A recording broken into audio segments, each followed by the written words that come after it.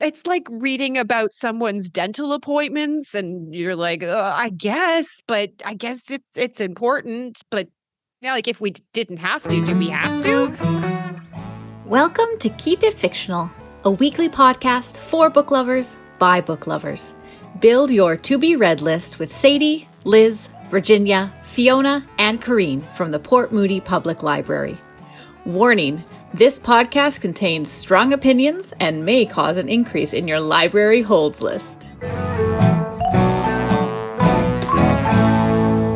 As JFK once said, forgive your enemies, but remember their names.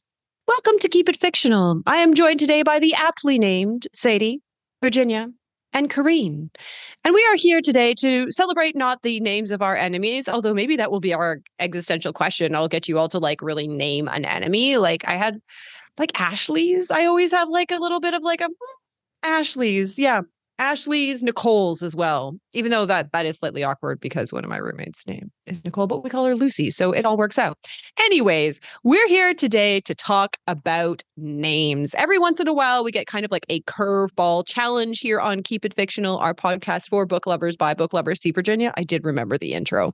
Give ourselves a little bit like of a challenge that allows us to choose any kind of like genre or format that we might enjoy.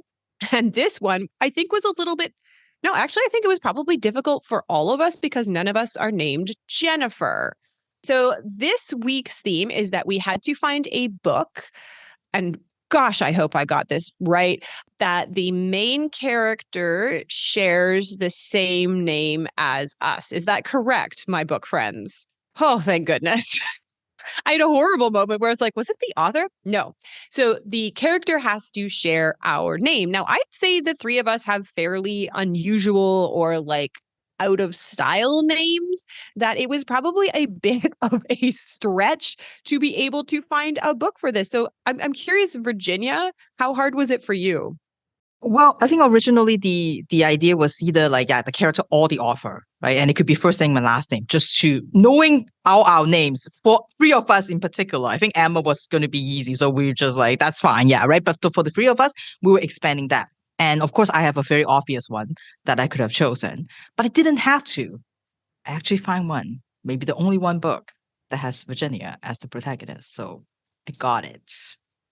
Ooh, I'm very intrigued about that because yeah, you had an obvious easy win for author, but I love that you chose to challenge yourself. Now, Sadie, I believe you've actually talked about the book called Sadie on this podcast before. So how hard was it to find another one?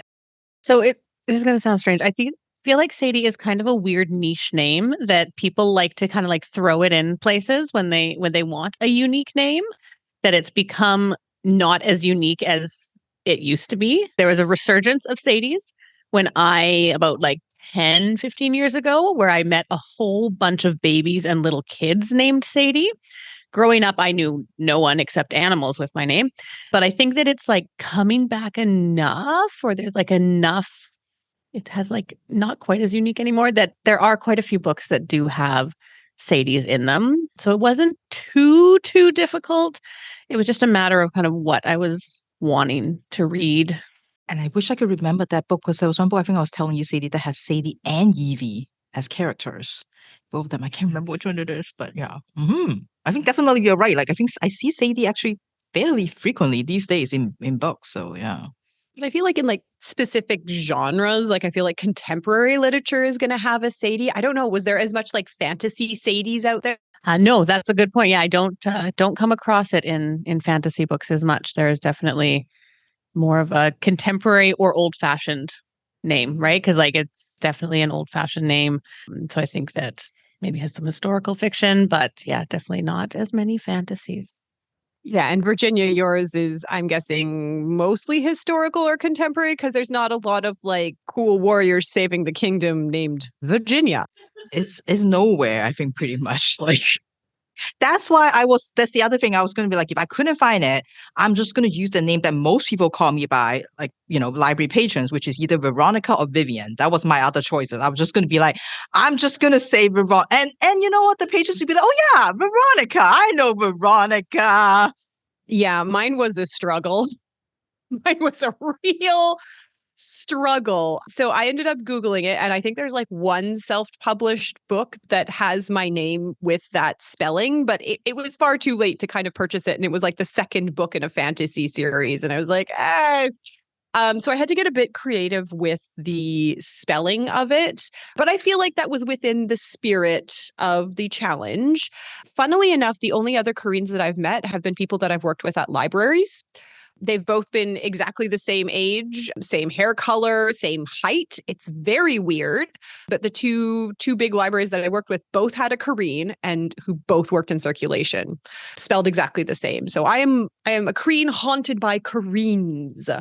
So it was a challenge, but I definitely did do this. I definitely did it. I did it. So I'm curious for kind of both of you. Do you feel like you suit your name? Do you feel like Sadie, are you a Sadie? Virginia, are you a Virginia? I think now I do. And I feel bad saying this. I hated my name when I was a kid. I wanted a common name. I wanted to be like an Ashley W or a Nicole R. Like I wanted to have the initial after it, just because that's what you want as a child. You don't want to be unique. So I did not like my name when I was growing up. Now I do. Like now I think that I do suit it. I think that it's very strange to meet other Sadies because I'm like, well, you're not Sadie. I'm Sadie. You're not Sadie. And I think that's because it's a unique enough name that I just don't come across it. Whereas I feel like if you are a Nicole, then you meet a Nicole every day and it's just part of your life. But yeah, no, I think that I do suit it now. I hate the nicknames that come along with it. I'll just say that. If anyone calls me Sade or Sades, I hate it. Yeah. My parents and my aunts and one random new friend. But that's the only people that I will even allow say it. Sades is horrible.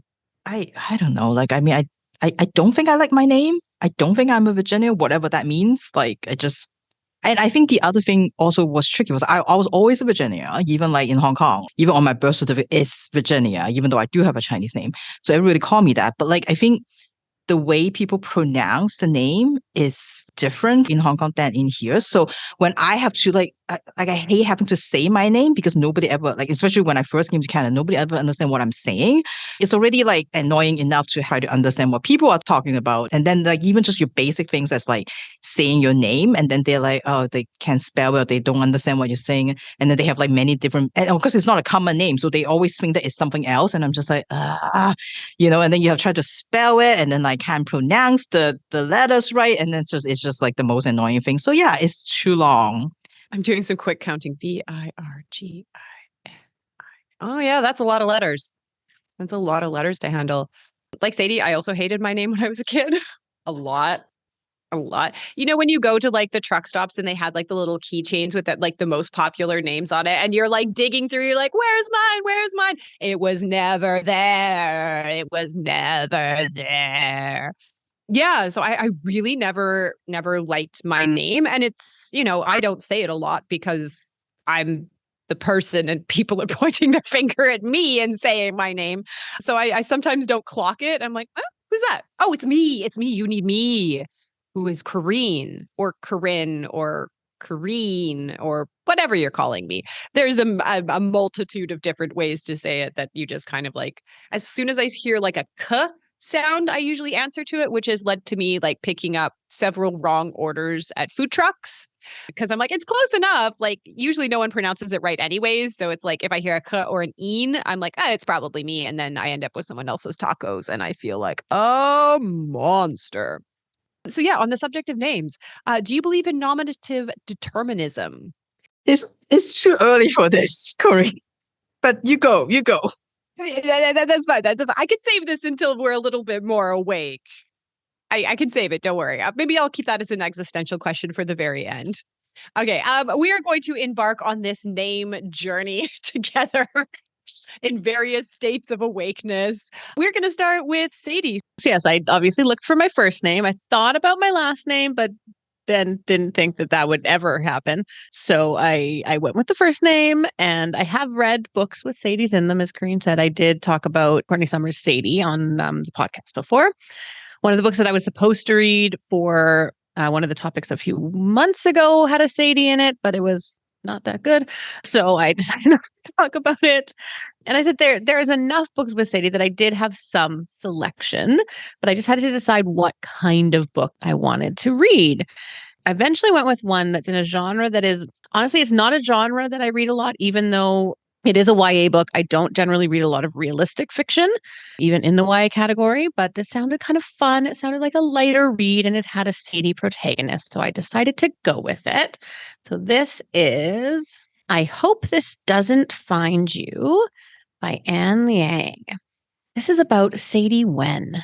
And Sadie Wen is the perfect student. She's school captain, valedictorian, top of her class at the prestigious Woodvale Academy in Australia. It's not easy, but Sadie is determined to keep this social and academic position, even if it means holding her tongue every time a certain classmate who pays more attention to her outfits and perfect hair asks once again to share her notes, or biting back every horrible retort she wants to say to her academic rival and co-captain Julius Gong, or pulling all-nighters just to finish assignments after spending all day in school and all evening working in her mother's bakery, just so that her older brother can focus on keeping his university scholarship. But Sadie is a people pleaser, and she will do whatever it takes to be liked and stay on the top. She knows firsthand what happens when she disagrees or when she argues. It's what led to her father to leave. And so Sadie does whatever it takes to be perfect. However, everyone knows that you can't maintain a perfect outward persona without just a little bit of behind the scenes ranting. Sadie has her best friend, Abigail, who helps with that. But what Sadie really does to pour out all of her frustrations is write emails. She writes draft upon draft upon draft of emails outlining her frustration, her anger, her resentment towards her classmates and some of her teachers. She, of course, never sends them. She just writes them as a draft and keeps them, telling people what she really thinks about them.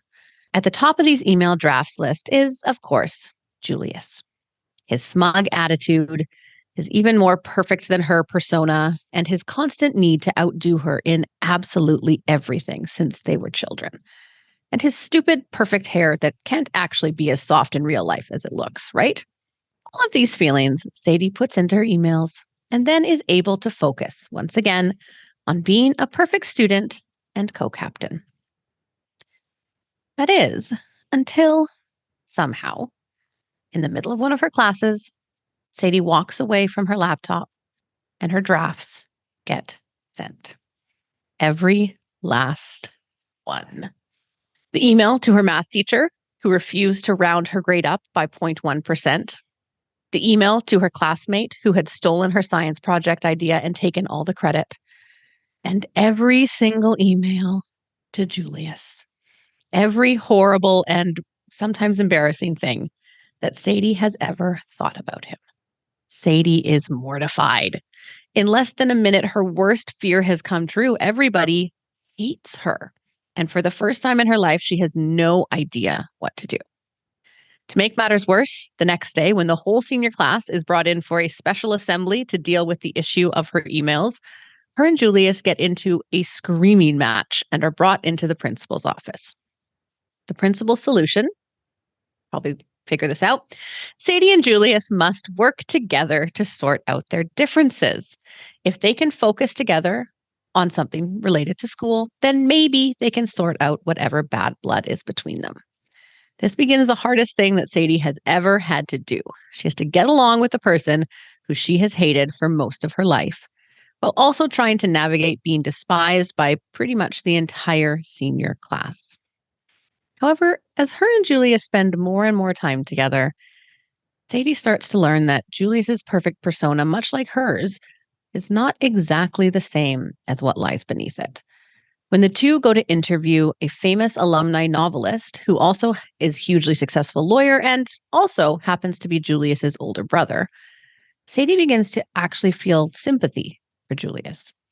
And as the two co-captains are pushed together in more and more scenarios, Sadie slowly and mortifyingly realizes that this sympathy may be turning into something more.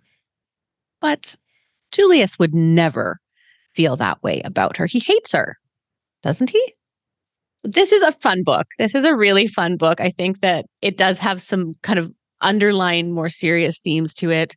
Sadie definitely has some anger things that she's working through, and Julius is going through some kind of severe things at home.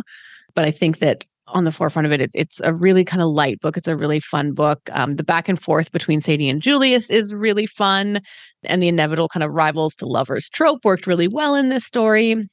As I said, both the protagonists have a lot more going on below the surface that first meets the eye. And so it gives room for a lot of character development and maturing as they both start to kind of be truer to the people that they actually are and stop hiding behind their people-pleasing smiles. Sadie's anger at times can definitely be quite intense. And I don't know if it's done in a truly great way, because I don't think they really necessarily explore the anger all that much, which may have been a bit better kind of for the story. I also found the premise a little bit hard to believe, because if you never wanted emails to be sent, then why would you put the address in the to line? I just don't get it. You could write your drafts, get your frustrations out. You don't have to put the email address in there, and it would just save everything from happening. But once you get past that, the emails being sent out is kind of the catalyst for the rest of the story unraveling. So it does work there. And you really do feel awful for Sadie that all of her private thoughts were sent out, but also a little bit happy that some of the people who probably deserved to be told certain things about the way they treated her actually get told what's real. So that was a good side effect of everything.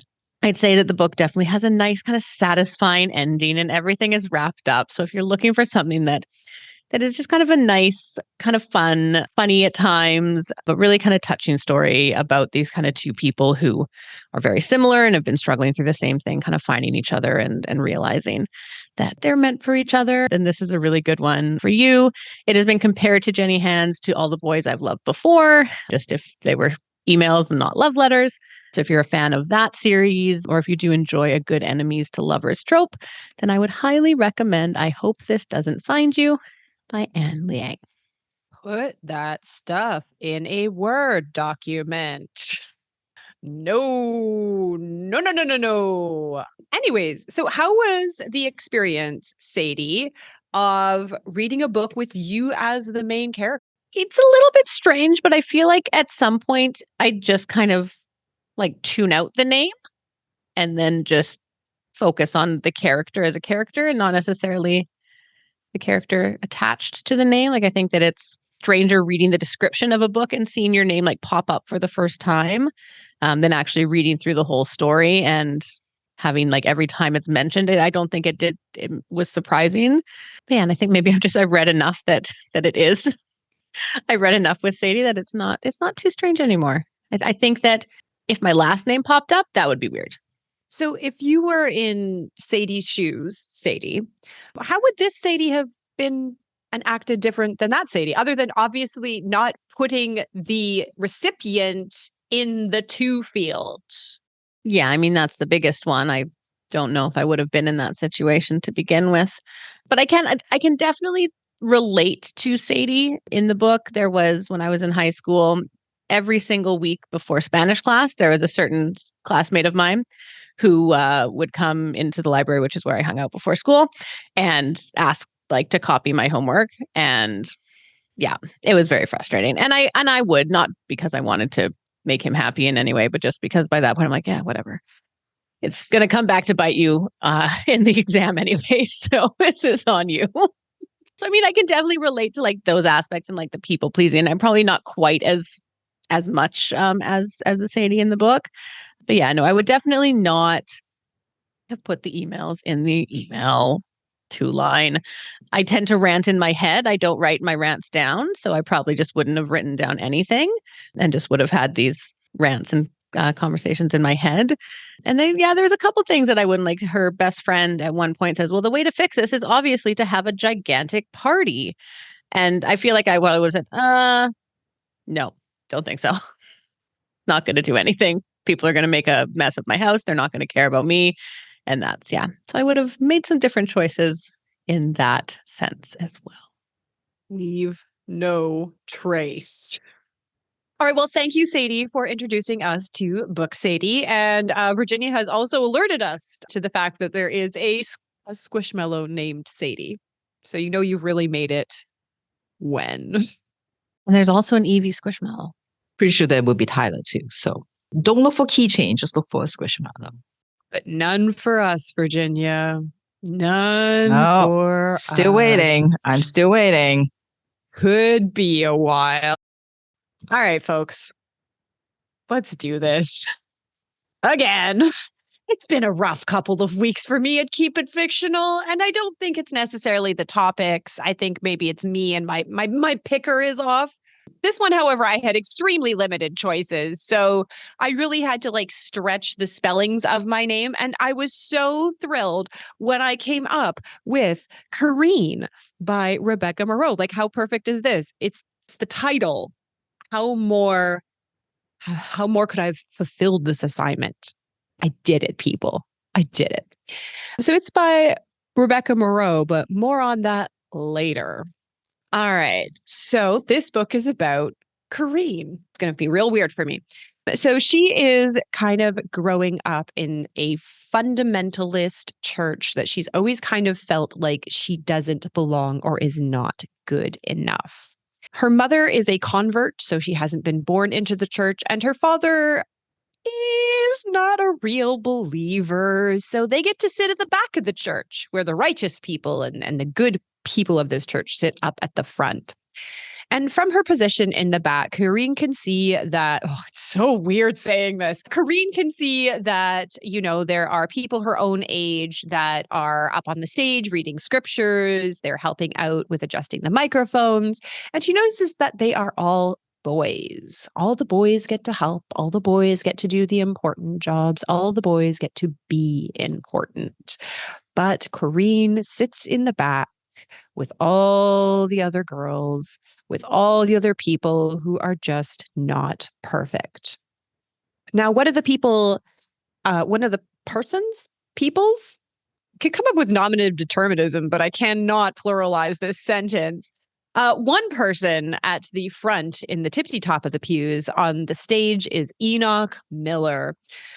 And get ready to hear that name a lot because it's going to be repeated in italics at least 3 times a page.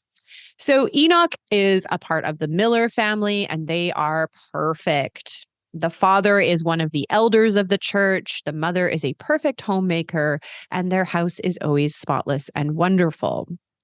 They are true bastions of the church, so much so that when Corene's father leaves her and the family is about to be kicked out of their home, the Millers take them in and let Corene's family live in their basement. In close proximity to Enoch, Corene can only see how perfect and wonderful he is. Oh, his hair so fluffy. Oh, his bod so good. Oh, his words so righteous. And as they spend time together, they don't exactly have conversations, but they do engage in some hanky-panky. And he just ignores her afterwards, so that's fine. They become closer, I guess, is maybe the adjective I'm going to use. All of this boiling into like a hormonal mess where they have sex for the first time. He leaves and then tattles on her to the church elders. And then she gets kicked out of the church and her house. Yep. So yeah, this church does not put the fun in fundamentalist. They are really kind of judgy about outside and worldly things.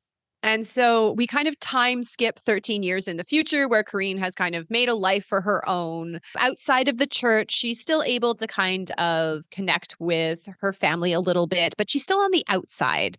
She feels like she's still missing something or is a little bit tainted by her experience. Even though she's left the church, it hasn't really left her. However, she feels like she has a really good life. She's kind of ditched a really crummy boyfriend. She has a good job that's interesting. She has friends. She goes to see music concerts like Wilco, Ben Folds. That was a blast from the past. And then who should walk into her life again but Enoch Miller. Enoch Miller. Enoch Miller. He is freshly divorced. His girlfriend that he had when he was high school. Oh, yeah, I should have mentioned that when he was in high school and kind of hanky-pankying with her in her basement, he also had a girlfriend. It's fine. He is freshly divorced from Shannon and kind of at wit's end when he kind of matches eyes with Corene across the room, and that old Spock is there. However, they need to kind of get over the fact that he's still in the church that sees her as some sort of fallen woman or worldly transgressive outsider. Will their love be able to overcome these obstacles? Will Corene be able to find true love? I would argue no. No, she does not. So weirdly, this is the second book in 2 weeks. The second book in a row that is a romance book. I think technically this might also be filed under erotica, but it is the least erotic book I have ever read. Where I do not want the main characters to get together. In fact, I think it's like harmful and it's a bad idea for both of them. So she obviously has a lot of luggage about, what happened. In the book, they literally have sex for the first time and then he goes upstairs, washes his hands, and tattles on her. She gets kicked out of her house.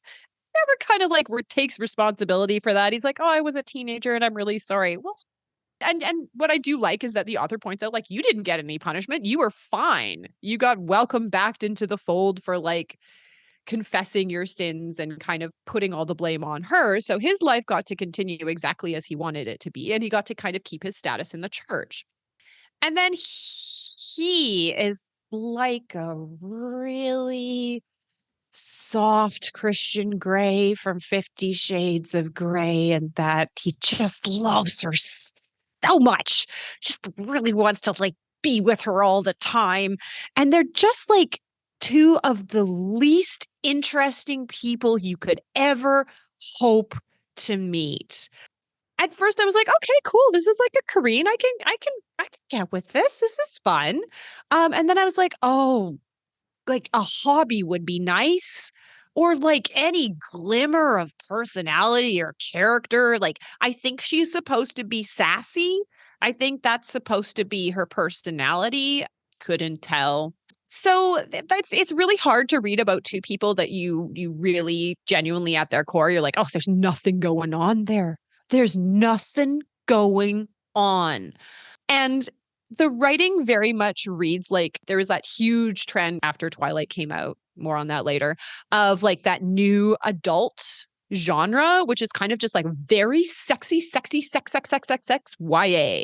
And that they still act like teenagers, even though these characters are supposed to be 30 years old. They are very much like teenagers in the way that they approach everything in their maturity. And the romances are kind of a little bit contrived and they don't really make any sense. And everyone's very sassy.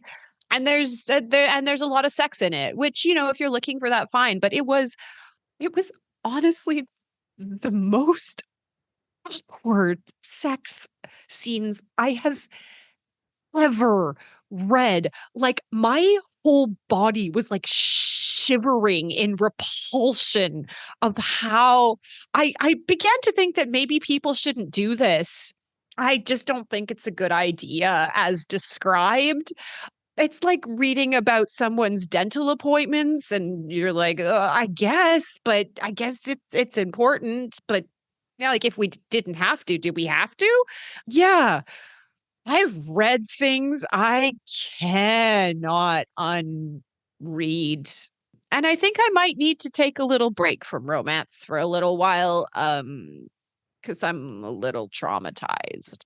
So anyways, going back to Twilight, and the reason why I think this book kind of has a little bit more traction than your average kind of book in the genre, which again, I'm putting this firmly in new adult, even though they're 30 years old, but they act like they're 14, is that Rebecca Morrow is a pseudonym. And the only information that we get about her is in the back. Rebecca Morrow is a pseudonym for a New York Times best-selling author. There has been no indication of who this actually is, but there has been rife speculation. including several in-depth TikTok conspiracies that this is actually Stephenie Meyer of Twilight fame. In fact, there is a section in this book where she's like, "Oh, maybe I imprinted on Enoch." And I was like, hmm? Hmm? So it is the story of someone leaving like a fundamentalist religion and kind of striking out on their own and figuring themselves out. And so several people have said that perhaps this is Stephenie Meyer. Other names that have been thrown around are Rainbow Rowell, potentially, but I'm going to nix that one because I think Rainbow Rowell's a better writer. Ellen Hildebrand is another one, and I haven't read any Ellen Hildebrand to be able to comment, but I'm also going to say, no, I don't think so. I really am so curious to know who is just having the worst sex that has ever happened. Because in many ways it felt like whatever this person's was, like this book does feel very autobiographical in many ways. And so I just want to like sit them down and be like, hey, um, yeah. So what I am thankful for is that I didn't listen to this as an audiobook. Because about like the second half of it is just like, oh, Corinne. I was like, get that out of your mouth. Get it out of your mouth in any context. And so, yeah, I'm really, really thankful that I made that very excellent decision to just read that, where I could be like, compartmentalize all of what was happening in my mind and my body into somewhere else. Because again, the love interest, his name is Enoch. And she just keeps saying it over and over again. Yes. So I did it. So Enoch or Ralph, which one are you going to pick? Have to pick one. Would you rather? That's a would you rather question for you. Enoch or Ralph? Honestly, this is an easy choice. This is an easy choice for me. It's Enoch. Ralph is a horrible name for a love interest. I'm so sorry for all the Ralphs out there. I hope you find love. I hope you find love. I think it's just like an extra challenge for you. Like, that's tough. Enoch, fine. I'm sure there's some like supernaturally romance out there that has Enoch as a main character because it's got like a very like strong sound to it. But it was really hard to be in the middle of like this, like, oh my God, he's so hot and his body is so great and his name is Enoch. And I was like, can we say that? All right. So Virginia, what's book Virginia up to?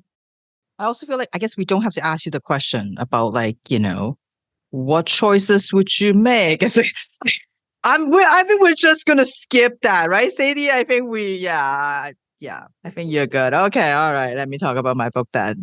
So as I said, Virginia, not a common name, and you're right, absolutely, Corinne. Like I don't know. This is gonna be the weirdest thing because I'm going to have to say my name a bunch of times in the next like 5 minutes. It's very weird.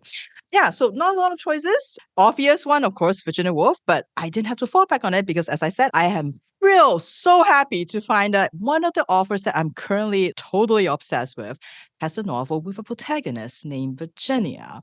So I knew that was what I'm going to read. I'm going to talk about it today, despite the fact that it is definitely not the type of novel that can be talked about like on a podcast like this, where we're trying to describe like a premise to try to entice you to read the book. So, but I'm going to talk about it anyway because it meets the requirement and I get to bring up this author again. So the book is very hot pink, also very not me, Chandelier by Clarice Lispector, and is translated by Benjamin Moser and Magdalena Edwards from Portuguese into English. So I first read Lispector last year for our Halloween episode, weirdly. I think Sadie was there, and I don't think Corinne, you were there that day, but we had to look for a book about something that terrifies us. And of course, the first thing I came to, because we take this podcast very seriously, is bugs, because I cannot deal with bugs, specifically cockroaches. I grew up with a lot of them in Hong Kong. There are a lot of them everywhere, and the flying kinds are the worst. And so I knew that was what I was going to have to do, some sort of bugs book. And I discovered that there's a author out there, Clarice Lispector, which I don't know a lot about, has a book called The Passion According to GH, and it has cockroaches in it. So I knew that I had to read it. And despite the itchiness, the constant scratching, the like feeling that something is crawling up my leg, and the many showers that I took, especially in the beginning of that book, I fell completely in love with the book. I fell completely in love with the author. It really changes the way I think about books and novels. And so I went to buy all her books, and I thought that like in 2024, I'm going to read all of them. Well, it's July. I haven't made a lot of progress yet towards this reading goal, but having read The Chandelier for today, I'm excited again. I'm recommitting myself, and hopefully in the next 5 months, I'll be able to read all her stuff. We shall see. But The Chandelier is her second novel. She wrote it when she was 24. And she basically took the literary world in Brazil by storm with her debut novel, Near to the Wild Heart, which earned her not only awards, but also the name Hurricane Clarice. And this novel has been translated into English for the first time in 2018.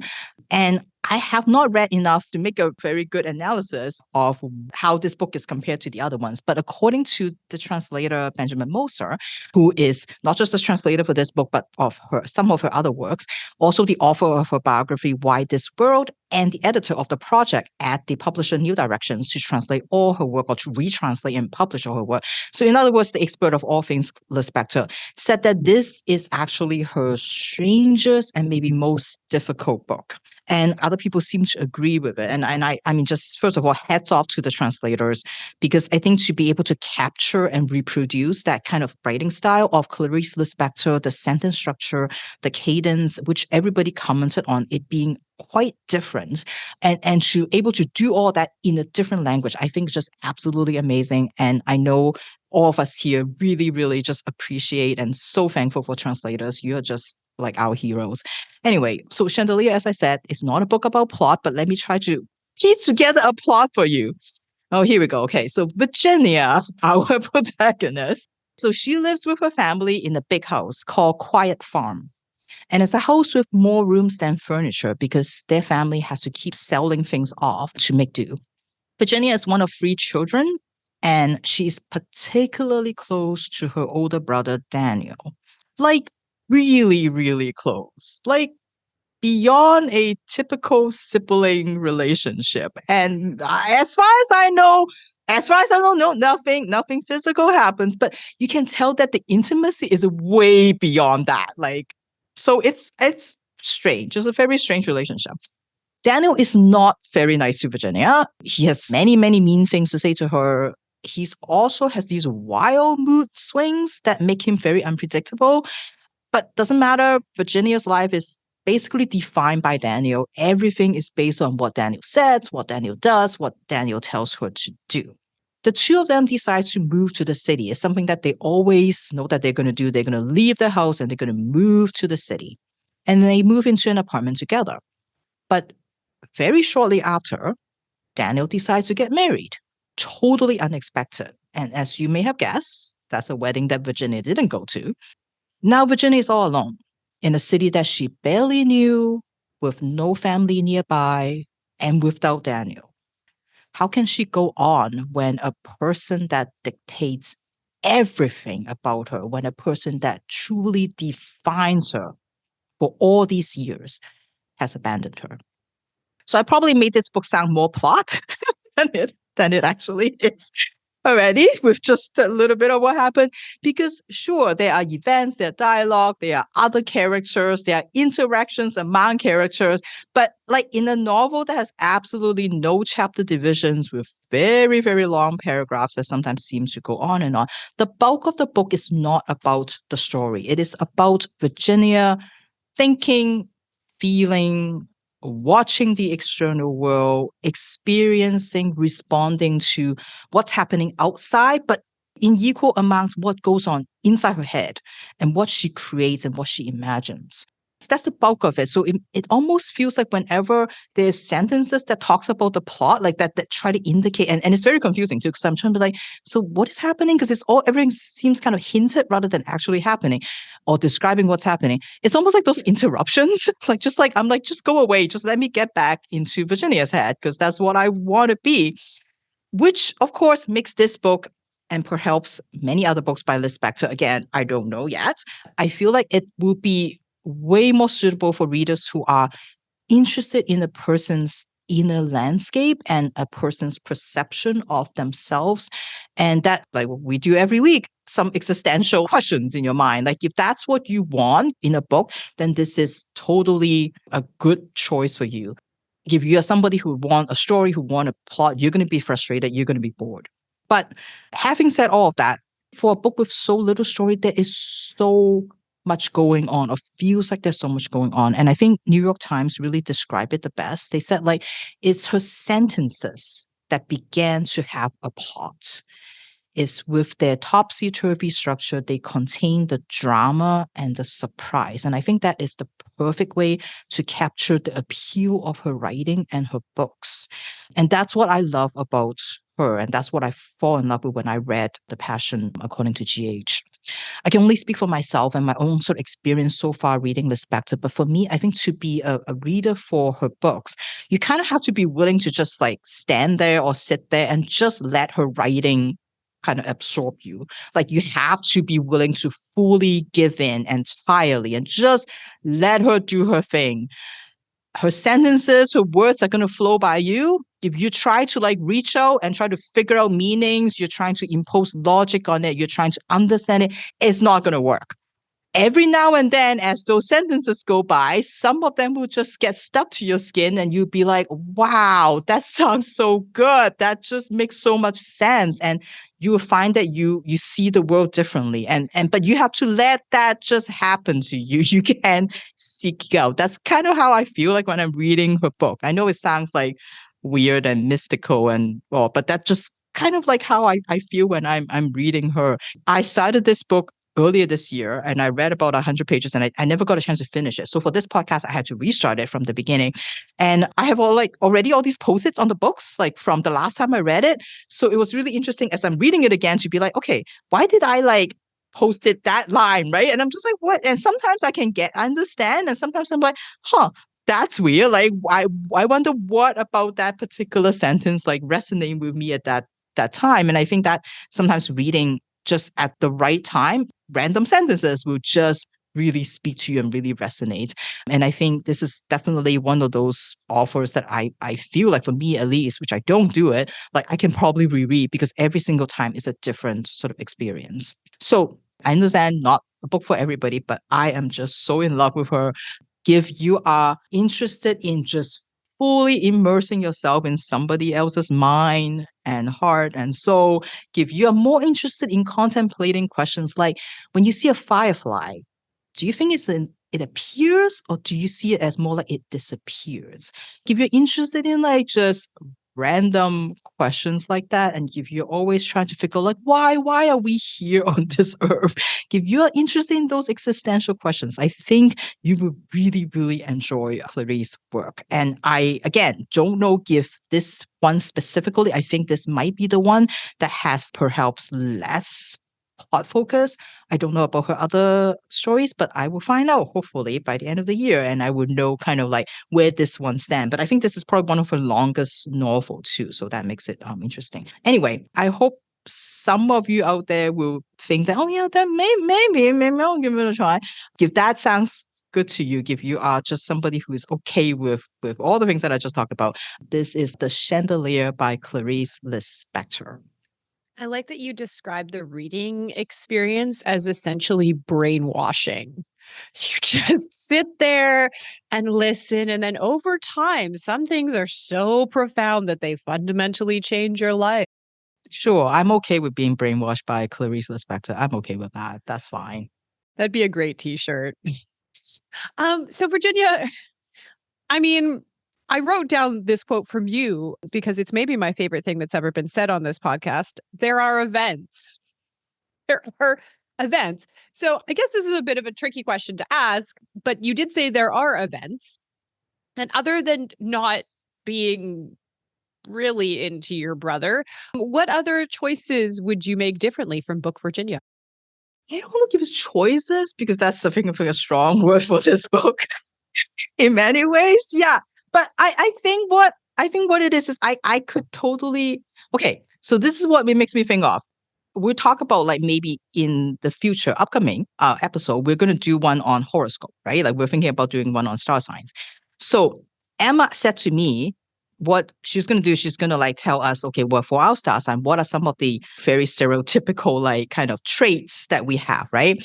And so she told me that like, oh yeah, so for Pisces, I'm going to look for something like delusional because you're all delusional. So she said to me, so in some ways, I can totally see where this Virginia comes in because like I think like she's so in her head. Like at one point she was at a dinner party and she was just so like she doesn't know how to deal with these people because they're like city people and then she doesn't understand their ways. And she also always think that like when you're in a group of people, as she said, like then you start thinking the same as the group. And so she was just sitting there and she would look at people interacting with one another and she just doesn't really know how to get into it. And she feels like she has to behave in a certain way, but that's not her. So in the end, she ended up just like, the first thing that she said to somebody was like, can you pass me the olives? She couldn't think of what to say. I can totally see that. I understand like how someone gets stuck in the head and they are just totally in there and they don't like everything else is just, yeah. So I just like Sadie said, I understand her. I understand where she's coming from. I think there's also Lispector's books are also very much about the experience of a woman and sort of especially in a relationship because all of them are pretty much relationship stories and sort of what you sacrifice and what you give or what is expected of you when you're in a relationship. So I think that's also like another thing that I can like kind of, identify with in terms of like, like how do you retain yourself? How do you try to like still be yourself when you're in a group of people, when you're in a relationship and all that kind of stuff. So I think there's a lot of things that I can identify with, but it is still very weird to just seeing that word Virginia like on every other page. So yeah. Mm-hmm. Yeah. So as a reading, because I could watch your face when you kept saying, and Virginia, and Virginia, and Virginia. It's weird, isn't it? Too spooky. Too spooky. All right. Well, Sadie, Corinne, and Virginia, and our book forms, we bring this podcast to an end with a definition of nominative determinism. Don't think that I've forgotten it. All right. So nominative determinism is that your name ultimately dictates your profession.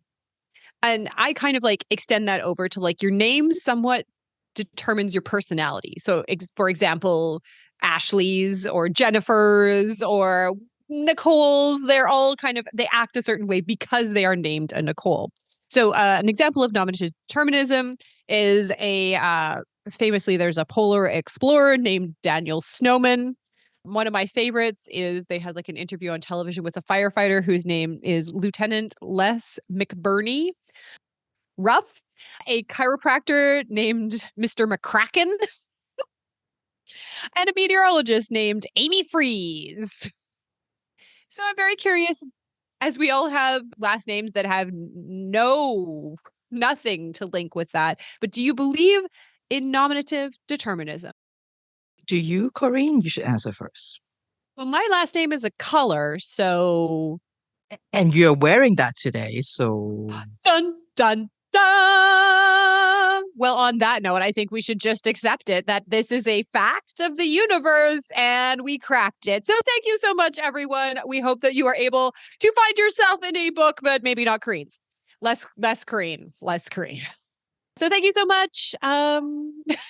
Man, we really cracked into the big stuff today. So with the next episode, or one of the episodes, should it be like reading a book that has one of the other book friends' name? So we can just be like, Sadie did this and Sadie did that. Like, would that be all? I mean, like to find another Virginia is like impossible, but like, do you know what I mean? Like maybe we should do that.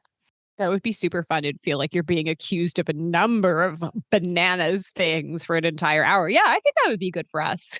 See, I think that would be weirder than saying it myself for some reason. It's just hearing a book friend talk about me, but not about me. It was weird to feel like I was talking about myself in the third person. Corinne does this, and then Corinne does that. Then Corinne makes some really awful life choices. But I do love that idea. Okay, stay tuned for that one where you watch all of us undergo 2 existential crises in one episode. So thank you so much, everyone, and happy reading. Thank you for listening. If you like our show, please tell a fellow book lover about it. You can find a list of all the books we discussed in our show notes. Join us next week for another fun book chat. Until then, keep it fictional.